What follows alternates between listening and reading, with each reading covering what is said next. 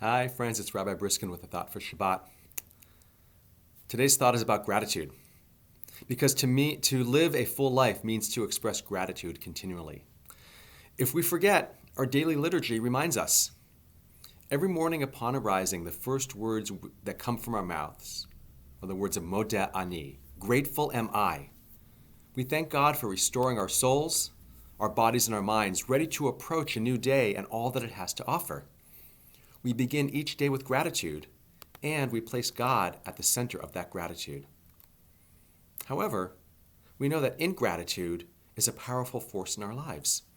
Some believe that they themselves are the source of all the good that they experience, and that any misfortune is the fault of someone else. They don't put God at the center, they put themselves there. Gratitude and ingratitude. Some commentators suggest that these traits are at the heart of the entire Exodus narrative that we begin exploring this week in Parashat Shemot.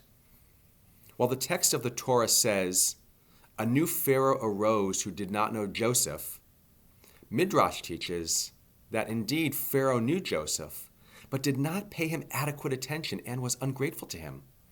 And in the end, he, Pharaoh, was ungrateful to God as well. And from this, our sages teach, we learn that ingratitude is closely related to the rejection of God. Later in the Exodus narrative, a couple of chapters later, we learn that Moses was exceedingly grateful to his father-in-law Yitro, who welcomed him into his home and eventually helped raise him up as a leader. When Moses is called by God at the burning bush to return to Egypt and, with God's help of course, alleviate the suffering of his Hebrew brethren, before returning to Egypt post-haste, he goes to Yitro and asks permission. "Let me go back to my kinsmen in Egypt and see how they are faring." Rabbi Shai Held, whose essay is inspiring this week's thought for Shabbat, suggests that Moses first needs to express gratitude to Yitro because of the way he treated him. Midrash again teaches, "Yitro welcomed me and treated me with respect. Should I now leave without his permission?" And Rabbi Held continues with this wonderful perspective. He writes, "Gratitude and ingratitude are ways of being in the world.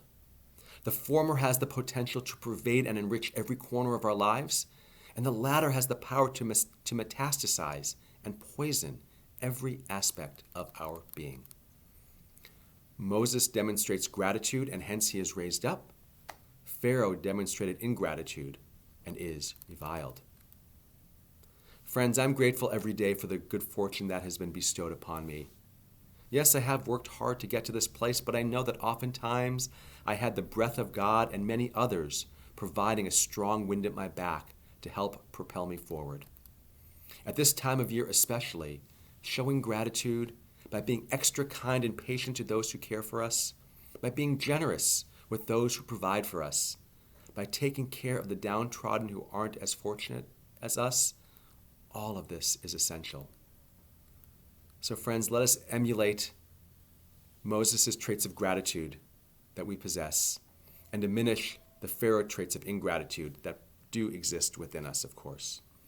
As Rabbi Held teaches, quote, "To be grateful is a powerful manifestation of freedom, the freedom to live a life infused by mutuality and reciprocity. In allowing ourselves to be grateful, we free ourselves from the prison of our own self-enclosure and become available to meet and be met by others." Wishing you a Shabbat and a week of gratitude and generosity. Shabbat Shalom.